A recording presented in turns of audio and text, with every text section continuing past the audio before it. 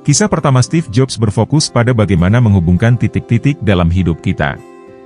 Steve keluar dari Reed College setelah 6 bulan pertama sebagai mahasiswa reguler. Meskipun begitu, ia tetap terdaftar sebagai mahasiswa tamu selama sekitar 18 bulan sebelum akhirnya meninggalkan universitas sepenuhnya.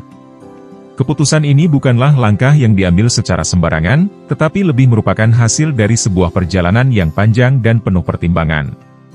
Untuk memahami keputusan tersebut, kita harus melirik ke masa lalu Steve. Ibu biologisnya, seorang mahasiswa pascasarjana muda dan belum menikah, memilih untuk memberikan Steve untuk diadopsi. Ia memiliki harapan agar anaknya diadopsi oleh pasangan lulusan perguruan tinggi, dengan tujuan agar Steve memiliki masa depan yang lebih baik. Persiapan sudah dilakukan untuk mengadopsi Steve oleh seorang pengacara dan istrinya, tetapi saat Steve lahir, pasangan ini berubah pikiran dan memutuskan bahwa mereka tidak bersedia mengadopsi. Orang tua angkat Steve, yang kebetulan berada dalam daftar tunggu, menerima telepon tengah malam yang menawarkan Steve. Mereka segera menyetujui tawaran tersebut. Namun, ada tantangan lain yang harus dihadapi. Ketika ibu biologis Steve mengetahui bahwa orang tua angkatnya tidak memiliki latar belakang pendidikan perguruan tinggi, ibu tidak lulus kuliah dan ayah tidak menyelesaikan sekolah menengah, ia merasa kecewa dan menolak menandatangani surat adopsi final. Akhirnya, beberapa bulan kemudian, orang tua angkat Steve berjanji untuk memastikan bahwa Steve akan melanjutkan pendidikan tinggi. Dan, benar saja, 17 tahun kemudian, Steve melanjutkan ke perguruan tinggi. Namun, ia memilih Reed College, sebuah keputusan yang menghabiskan seluruh tabungan orang tuanya. Setelah 6 bulan, Steve merasa tidak mendapatkan manfaat yang diharapkan dari kuliah dan merasa tidak tahu arah hidupnya. Dengan tabungan orang tua yang telah habis, Steve memutuskan untuk keluar dari perguruan tinggi dan mempercayai bahwa segala sesuatu akan berjalan dengan baik.